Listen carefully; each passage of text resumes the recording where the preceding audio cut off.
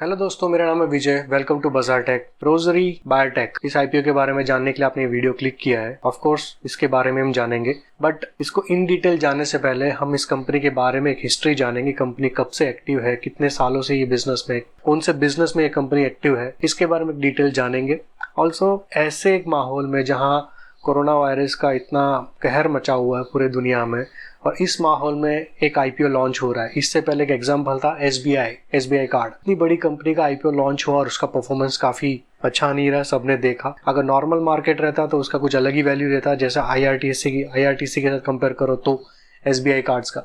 But माहौल खराब था, मार्केट खराब था, तो एसबीआई कार्ड्स का परफॉर्मेंस जो एक्सपेक्टेड था वो एक्सपेक्टेड नहीं हुआ। एक्चुअली में रोजरी बायोटेक मार्च में लॉन्च होने वाला था इसका आईपीओ, बट कोरोना और मार्केट के वजह से ये इतना लेट लॉन्च हो रहा है आज के दिन, जुलाई 13। इस कंपनी के बारे में कई लोग नहीं जानते बिकॉज टोटली ये अलग कंपनी है। कोई बड़ी कंपनी नहीं है, कोई अलग से कुछ प्रोडक्ट नहीं बना रही है जो मार्केट में ज़्यादा डायरेक्टली कस्टमर्स यूज़ कर रहे हो। ठीक है, उस तरीके से कोई प्रोडक्ट नहीं है इनका कि ऑलरेडी फेमस हो। तो ये कंपनी है अच्छी, काफ़ी परफॉर्मिंग कंपनी है, बट इसके बारे में कई लोग नहीं जानते। तो उसके वजह से ये वीडियो मैंने बनाया है ताकि आप इस कंपनी के बारे में जानो। इसके बारे में हिस्ट्री से हम स्टार्ट करेंगे।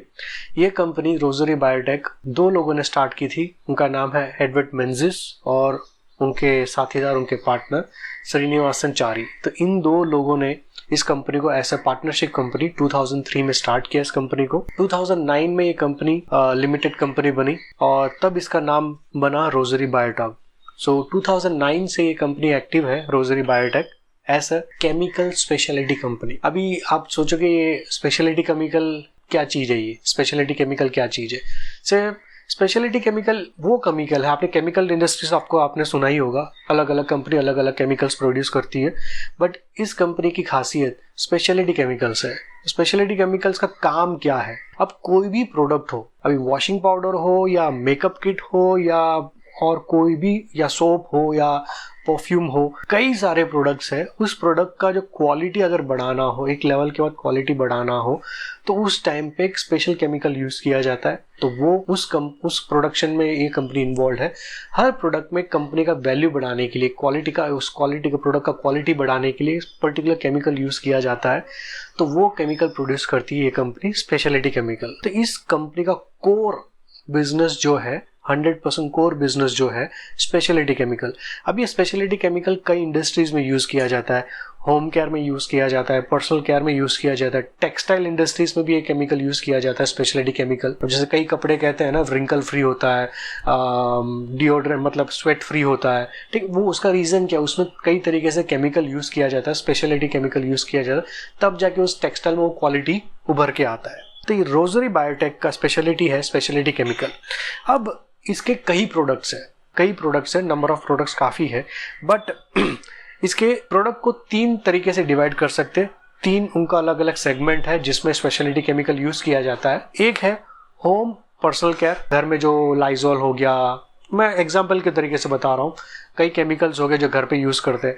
पर्सनल केयर जो कई कॉस्मेटिक्स है, क्रीम्स है। उसके बाद आता है परफॉर्मेंस केमिकल। अभी कोई सोप है, आपके घर पे सोप है, सोप का कुछ क्वालिटी बढ़ाना हो, स्मेल बढ़ाना हो, या स्मेल कम करना लेकिन उसका अल्कलाइन प्रॉपर्टी बढ़ाना हो, ठीक है, स्मेल मेंटेन करते हुए, तो उस जगह पे परफॉर्मेंस केमिकल उस प्रोडक्ट में ऐड किया जाता है।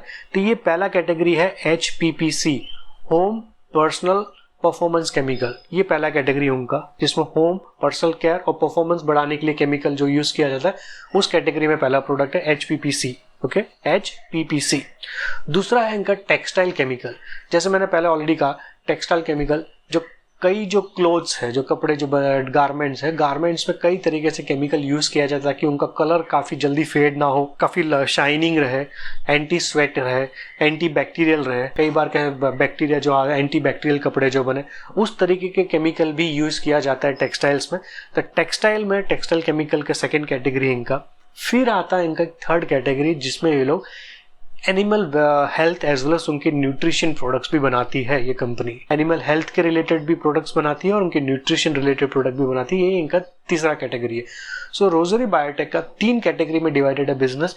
HPPC जिसमें होम पर्सनल केयर आ जाता है, परफॉर्मेंस केमिकल आ जाता है, सेकेंड है टेक्सटाइल केमिकल्स, तीसरा है animal health and nutrition product के तीन कैटेगरी में डिवाइडेड। अब ये कंपनी का टॉप कस्टमर्स आप जानते होंगे यार, अभी हम तो डायरेक्ट कस्टमर्स तो है नहीं, अभी अपने सोप खरीदते हैं या कोई कॉस्मेटिक खरीदते हैं, उस कंपनी के लिए डायरेक्ट कस्टमर है हम।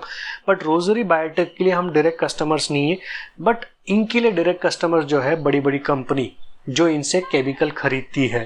तो उस एंगल से देखा जाए तो इनके टॉप के कस्टमर्स, अगर नाम सुनोगे थोड़ा इंटरेस्टिंग होगा।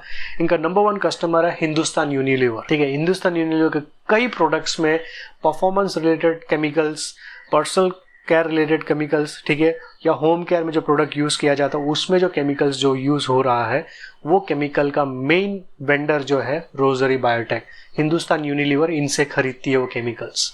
दूसरा है IFB वॉशिंग मशीन, आपने सुना होगा, उसमें भी कई केमिकल्स यूज़ किया जाता है। उनका मशीन के अंदर जो सोप्स है, डिटर्जेंट यूज़ किया जाता है मशीन क्लीनिंग के लिए, तो उसके अंदर भी कई परफॉर्मेंस केमिकल यूज़ किया जाता है, तो वो सेकेंड कस्टमर है IFB। तीसरा इनका टेक्सटाइल कस्टमर है इनका अरविंद मिल्स। ठीक है, उनके टेक्सटाइल में जो कई गारमेंट जो बनते हैं, जो कई कपड़े जो प्रोड्यूस होते हैं, तो उसके अंदर जो टेक्सटाइल केमिकल्स जो यूज़ किया जाता है वो इनसे खरीदते हैं रोजरी बायोटेक से। इनके टॉप के 3 कस्टमर है हिंदुस्तान यूनिलीवर, IFB और अरविंद मिल्स। तो ये इनके टॉप के 3 कस्टमर्स है। अब इनके प्रोडक्ट्स तो कई सारे हैं, ठीक है, इनके डायरेक्ट तो नहीं है, बट इनके कंपनी के थ्रू जो कई प्रोडक्ट्स में जो इनके केमिकल जो यूज़ किए जाते हैं वो almost like 2030 number of product जो बोल रहा हूँ, 2030 प्रोडक्ट है इनके पास, अलग अलग इंडस्ट्री में यूज़ किया जाने वाला प्रोडक्ट है। ऑल्सो इनका प्रेजेंस इंडिया में सीमित नहीं है, इनका प्रेजेंस 17 अलग अलग देशों में प्रेजेंट है, 17 कंट्रीज में इनका प्रेजेंस है। फॉर एग्जांपल इनका है वियतनाम है, बांग्लादेश है, मॉरिशियस है, तो ऐसे 17 कंट्री में इनका डायरेक्ट प्रेजेंस भी है। अब इतनी बड़ी कंपनी है तो बड़े बड़े उनके कस्टमर बेस है, हिंदुस्तान यूनिलीवर जैसे उनके कस्टमर्स है, तो ऑफकोर्स उनके कॉम्पिटिशन तो होंगे ही होंगे, इतनी बड़ी कंपनी है तो इनके जो मेजर कॉम्पिटिटर्स है जो केमिकल इंडस्ट्रीज के, तो उसमें टॉप के 3 कंपनीज है, अतुल लिमिटेड, विनती ऑर्गेनिक्स है, फिर आरती इंडस्ट्रीज है।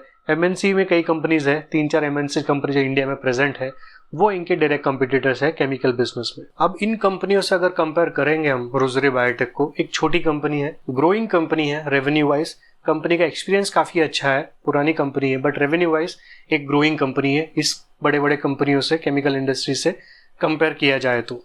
अब इस कंपनी का बिजनेस मॉडल भी देखना पड़ेगा, इनका कौन से प्रोडक्ट में कितना बिजनेस आ रहा है।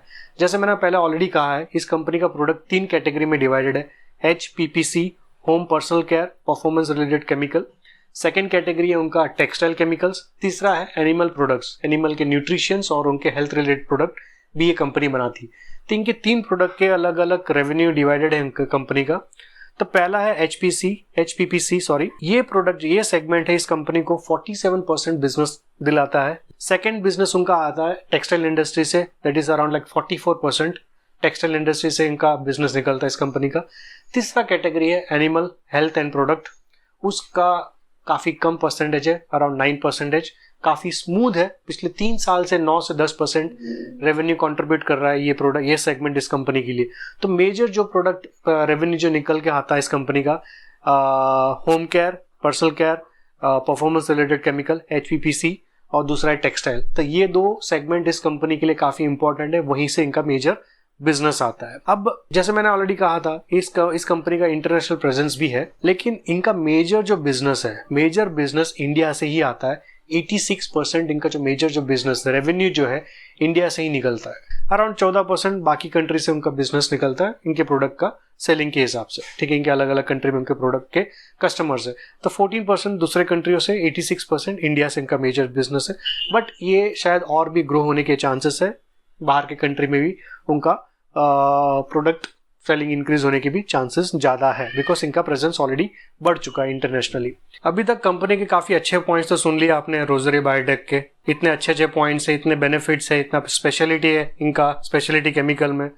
बट ये कंपनी प्रॉफिट मेकिंग कंपनी है या नहीं? Of course profit making company है, तब जाके मार्केट में आ रही है। इनका 1920 का प्रॉफिट है ऑलमोस्ट लाइक 65 करोड़, वो भी after tax. Profit making company है ये, no doubt in that, but हर कंपनी में एक रिस्क भी होगा, ठीक है, कोई भी कंपनी ले लो, कोई भी इंडस्ट्री ले लो, उसके अंदर रिस्क लेवल तो होगा ही होगा।